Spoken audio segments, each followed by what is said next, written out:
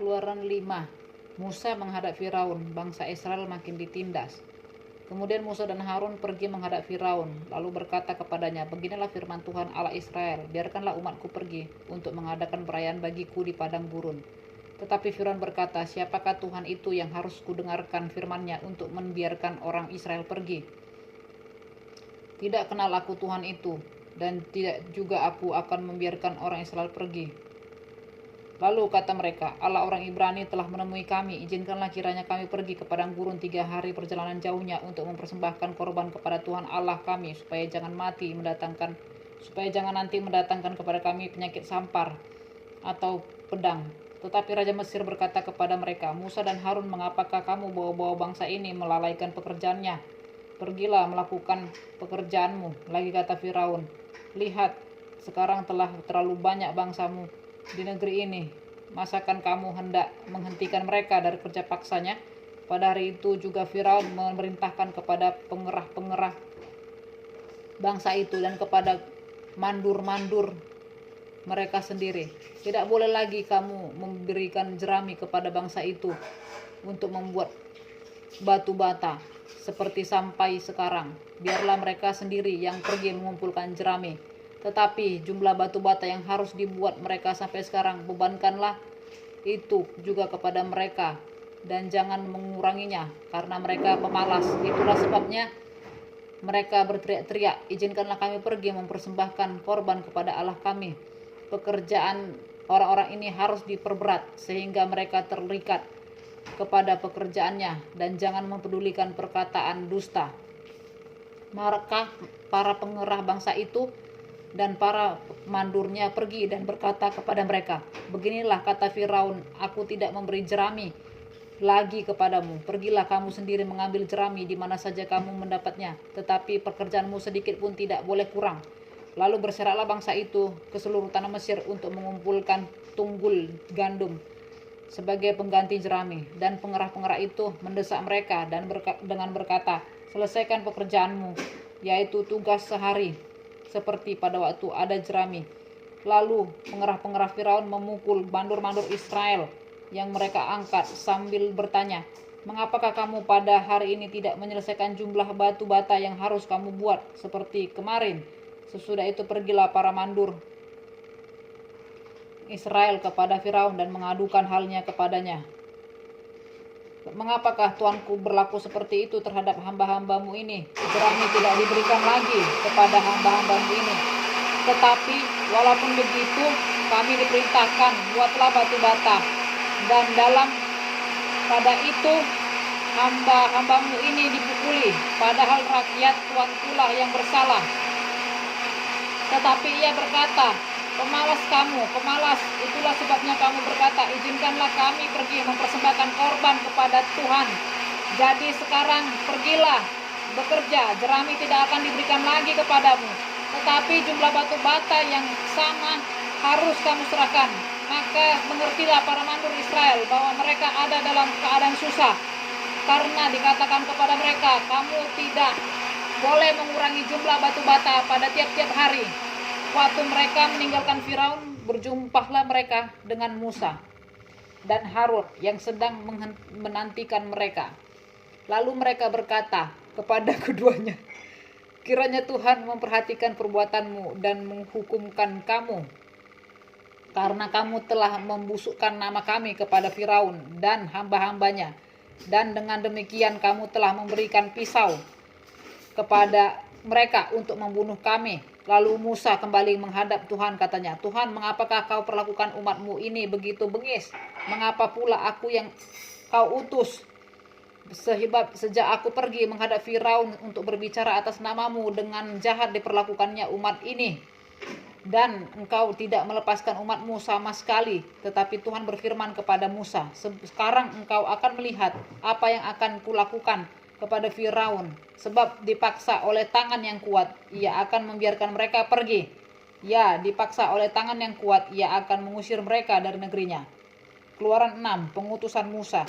Selanjutnya berfirmanlah Allah kepada Musa, "Akulah Tuhan, aku telah menampakkan diri kepada Abraham, Ishak dan Yakub sebagai Allah yang Maha Kuasa. Tetapi dengan namaku Tuhan aku belum menyatakan diri Bukan saja aku telah mengadakan perjanjianku dengan mereka untuk memberikan kepada mereka tanah Kanaan tempat mereka tinggal sebagai orang asing, tetapi aku sudah mendengar juga erang orang Israel yang telah diperbudak oleh orang Mesir, dan aku ingat kepada perjanjianku. Sebab itu katakanlah kepada orang Israel, akulah Tuhan, aku akan membebaskan kamu dari kerja paksa orang Mesir, melepaskan kamu dari perbudakan mereka, dan menebus kamu dengan tangan yang teracung dan dengan hukuman yang berat. Aku akan mengangkat kamu menjadi umatku, dan aku akan menjadi Allahmu, supaya kamu mengetahui bahwa akulah Tuhan Allahmu yang membebaskan kamu dari kerja paksa orang Mesir. Dan aku akan membawa kamu ke negeri yang dengan sumpah telah kujanjikan memberikannya kepada Abraham, Ishak dan Yakub, dan aku akan memberikannya kepadamu untuk menjadi milikmu. Akulah Tuhan. Lalu Musa mengatakan demikian kepada orang Israel, tetapi mereka tidak mendengarkan Musa karena mereka putus asa dan karena perbudakan yang berat itu. Kemudian Tuhan berfirman kepada Musa, pergilah menghadap, katakanlah kepada Firaun, raja Mesir, bahwa ia harus membiarkan orang Israel pergi dari negerinya. Tetapi Musa berkata di hadapan Tuhan, orang Israel sendiri tidak mendengarkan aku, bagaimanakah mungkin Firaun akan mendengarkan aku? Aku seorang yang tidak petah lidahnya. Demikianlah Tuhan telah berfirman kepada Musa dan Harun, serta mengutus mereka kepada orang Israel dan kepada Firaun, raja Mesir, dengan membawa perintah supaya orang Israel dibawa keluar dari Mesir. Nenek moyang Musa dan Harun, inilah para kepala kaum keluarga mereka, anak-anak Ruben, anak sulung Israel, Henok, Palu, Hezron, dan Karmi. Itulah kaum Ruben. Anak-anak Simeon, Yemuel, Yamin, Ohad, Yakin, Johar, dan Saul, anak seorang perempuan Kanaan. Itulah kaum Simeon. Inilah nama anak-anak Lewi menurut urutan kelahirannya, Gerson, Kehat, dan Merari. Umur Lewi 137 tahun. Anak-anak Gerson, Libni, dan Simei menurut kaum mereka. Anak-anak Kehat, Amram, Yizar, Hebron, dan Uziel. Umur Kehat 133 tahun. Anak-anak Merari, Mahli, dan Musi. Itulah kaum Lewi menurut urutannya. Dan Amram mengambil Yokebed, saudara ayahnya, menjadi istrinya, dan perempuan ini melahirkan Harun dan Musa baginya. Umur Amram 137 tahun. Anak-anak Yizar, Korah, Nefek, dan Zikri. Anak-anak Uziel, Misael, Elsafan, dan Sitri. Dan Harun mengambil Elizebah, anak perempuan Aminadab, saudara perempuan Nahason, menjadi istrinya, dan perempuan ini melahirkan baginya Nadab dan Abihu, Eleazar, dan Itamar. Anak-anak Korah, Asir, Elkana, dan Abiasaf. Itulah kaum orang Korah. Eleazar anak Harun mengambil salah seorang anak perempuan Putiel menjadi istrinya, dan perempuan ini melahirkan Pinehas baginya. Itulah para kepala kaum keluarga orang Lewi menurut kaum mereka. Itulah Harun dan Musa yang diperintahkan Tuhan, bawalah orang Israel keluar dari tanah Mesir menurut pasukan mereka. Mereka lah yang berbicara kepada Firaun, raja Mesir, supaya mereka membawa orang Israel keluar dari Mesir. Itulah Musa dan Harun. Musa menghadap Firaun. Pada waktu Tuhan berfirman kepada Musa di tanah Mesir, Tuhan berfirman kepadanya, akulah Tuhan, katakanlah kepada Firaun, raja Mesir, segala yang kufirmankan kepadamu. Tetapi Musa berkata di hadapan Tuhan, bukankah aku ini seorang yang tidak petah lidahnya? Bagaimanakah mungkin Firaun akan mendengarkan aku? Keluaran 7. Berfirman Tuhan kepada Musa, lihat, aku mengangkat engkau sebagai Allah bagi Firaun dan Harun. Abangmu akan menjadi nabimu. Engkau harus mengatakan segala yang kuperintahkan kepadamu, dan Harun abangmu harus berbicara kepada Firaun supaya dibiarkannya orang Israel itu pergi dari negerinya. Tetapi aku akan mengeraskan hati Firaun, dan aku akan memperbanyak tanda-tanda dan mujizat-mujizat yang kubuat di tanah Mesir. Bila mana Firaun tidak mendengarkan kamu, maka aku akan mendatangkan tanganku kepada Israel, kepada Mesir, dan mengeluarkan pasukanku, umatku, orang Israel dari tanah Mesir dengan hukuman yang berat. Dan orang Mesir itu akan mengetahui bahwa akulah Tuhan apabila aku mengacungkan tanganku terhadap mereka Mesir dan membawa orang Israel keluar dari tengah-tengah mereka. Demikianlah diperbuat Musa dan Harun seperti yang diperintahkan Tuhan kepada mereka. Demikianlah diperbuat mereka. Adapun Musa 87 tahun umurnya, dan Harun 83 tahun ketika mereka berbicara kepada Firaun. Dan Tuhan berfirman kepada Musa dan Harun, apabila Firaun berkata kepada kamu, tunjukkanlah suatu mujizat, maka haruslah kau katakan kepada Harun, ambillah tongkatmu dan lemparkanlah itu di depan Firaun, maka tongkat itu akan menjadi ular. Musa dan Harun pergi menghadap Firaun, lalu mereka berbuat seperti yang diperintahkan Tuhan. Harun melemparkan tongkatnya di depan Firaun dan para pegawainya, maka tongkat itu menjadi ular. Kemudian Firaun pun memanggil orang-orang berilmu dan ahli-ahli sihir, dan mereka pun ahli-ahli Mesir itu membuat yang demikian juga dengan ilmu mantra mereka. Masing-masing mereka melemparkan tongkatnya, dan tongkat itu menjadi ular. Tetapi tongkat Harun menelan tongkat-tongkat mereka. Tetapi hati Firaun berkeras sehingga tidak mau mendengarkan mereka keduanya, seperti yang telah difirmankan Tuhan. Tulah pertama, air menjadi darah. Berfirmanlah Tuhan kepada Musa, Firaun berkeras hati, ia menolak membiarkan bangsa itu pergi. Pergilah kepada Firaun pada waktu pagi, dan pada waktu biasanya ia keluar ke sungai. Nantikanlah dia di tepi sungai Nil dengan memegang di tanganmu tongkat yang tadinya berubah menjadi ular, dan katakanlah kepadanya, Tuhan Allah orang Ibrani telah mengutus aku kepadamu untuk mengatakan, biarkanlah umatku pergi, supaya mereka beribadah kepadaku di padang gurun. Meskipun begitu, sampai sekarang engkau tidak mau mendengarkan. Sebab itu beginilah firman Tuhan, dari hal yang berikut akan kau ketahui bahwa akulah Tuhan. Lihat, dengan tongkat yang di tanganku ini akan kupukul air yang di sungai Nil, dan air itu akan berubah menjadi darah, dan ikan yang dalam sungai Nil akan mati, sehingga sungai Nil akan berbau busuk. Maka orang Mesir akan segan meminum air dari sungai Nil ini. Tuhan berfirman kepada Musa, katakanlah kepada Harun, ambillah tongkatmu, ulurkanlah tanganmu ke atas segala orang Mesir, ke atas segala air orang Mesir, ke atas sungai, selokan, kolam, dan ke atas segala kumpulan air yang ada pada mereka, supaya semuanya menjadi darah, dan akan ada darah di seluruh tanah Mesir, bahkan dalam wadah kayu dan wadah batu. Demikianlah Musa dan Harun berbuat seperti yang difirman Tuhan. Diangkatnya tongkat itu dan dipukulkannya kepada air yang di sungai Nil di depan mata Firaun dan pegawai-pegawainya. Maka seluruh air yang di sungai Nil berubah menjadi darah. Matilah ikan di sungai Nil, sehingga sungai Nil itu berbau busuk, dan orang Mesir tidak dapat meminum air dari sungai Nil. Dan di seluruh tanah Mesir ada darah. Tetapi para ahli Mesir membuat yang demikian juga dengan ilmu-ilmu mantra mereka, sehingga hati Firaun berkeras dan tidak mau mendengarkan mereka keduanya, seperti yang telah difirmankan Tuhan. Firaun berpaling lalu masuk ke istananya dan tidak mau memperhatikan hal itu juga. Tetapi semua orang Mesir menggali-gali di sekitar sungai Nil mencari air untuk diminum, sebab mereka tidak dapat meminum air sungai Nil. Demikianlah genap 7 hari berlalu setelah Tuhan menulahi sungai Nil. Tulah kedua, kata Keluaran 8. Berfirman Tuhan kepada Musa, pergilah menghadap Firaun dan katakanlah kepadanya, beginilah firman Tuhan, biarkanlah umatku pergi, supaya mereka beribadah kepadaku. Jika engkau menolak membiarkannya pergi, maka aku akan menulahi seluruh daerahmu dengan kata-kata akan mengeriap di dalam sungai Nil, lalu naik dan masuk ke dalam istanamu dan kamar tidurmu, ya sampai ke dalam tempat tidurmu, ke dalam rumah pegawai-pegawaimu dan rakyatmu, bahkan ke dalam pembakaran rotimu, serta ke dalam tempat adonanmu. Kata-kata itu akan naik memanjati engkau, memanjati rakyatmu dan segala pegawaimu.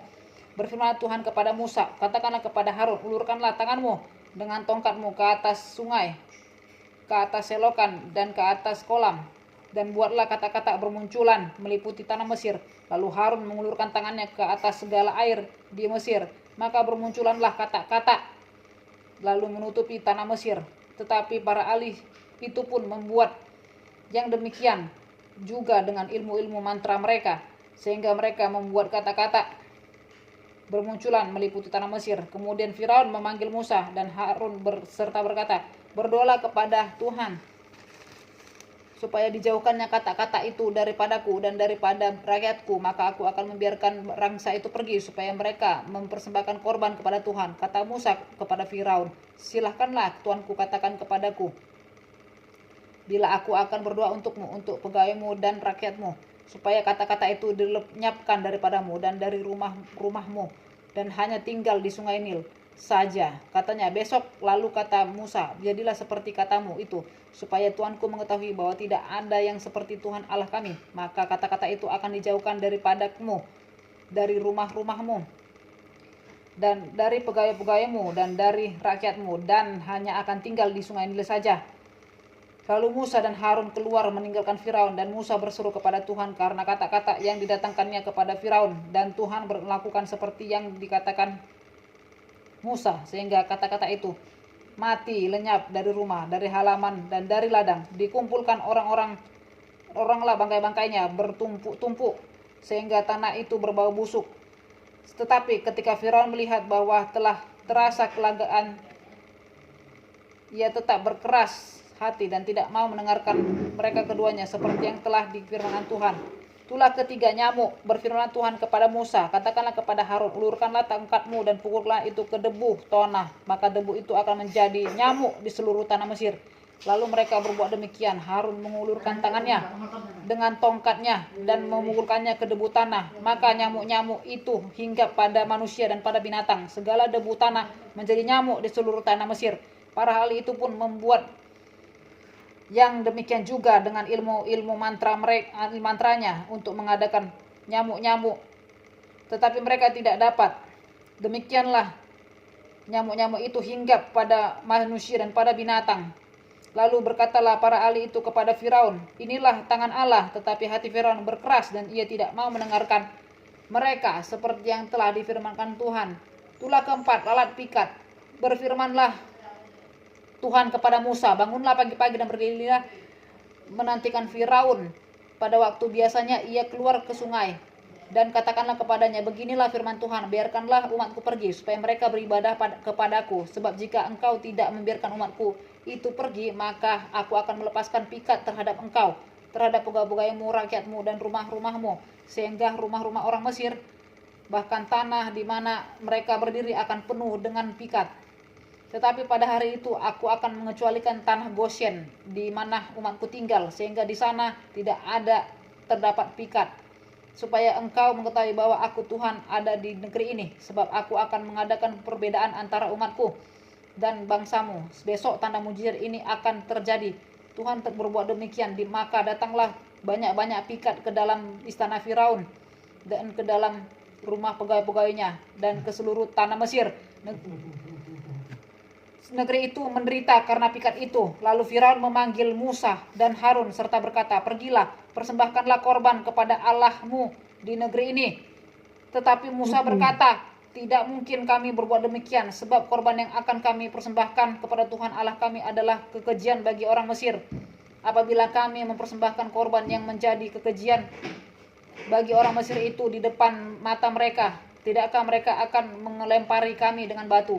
Kami harus pergi ke padang gurun 3 hari perjalanan jauhnya untuk mempersembahkan korban kepada Tuhan Allah kami, seperti difirmankannya kepada kami. Lalu kata Firaun, baik, aku akan membiarkan kamu pergi untuk mempersembahkan korban kepada Tuhan Allahmu di padang gurun. Hanya janganlah kamu pergi terlalu jauh, berdoalah untuk aku. Lalu kata Musa, sekarang aku keluar meninggalkan tuanku dan akan berdoa kepada Tuhan. Maka pikat itu akan dijauhkan besok dari Firaun, dari pegawai-pegawainya dan rakyatnya. Hanya janganlah Firaun berlaku curang lagi dengan tidak membiarkan bangsa itu pergi untuk mempersembahkan korban kepada Tuhan. Sesudah itu keluarlah Musa meninggalkan Firaun, lalu berdoa kepada Tuhan, dan Tuhan membuat seperti yang dikatakan Musa. Pikat itu dijauhkannya dari Firaun, dari pegawai-pegawainya dan rakyatnya, seekor pun tidak ada yang tinggal. Tetapi sekali ini pun Firaun tetap berkeras hati, ia tidak membiarkan bangsa itu pergi.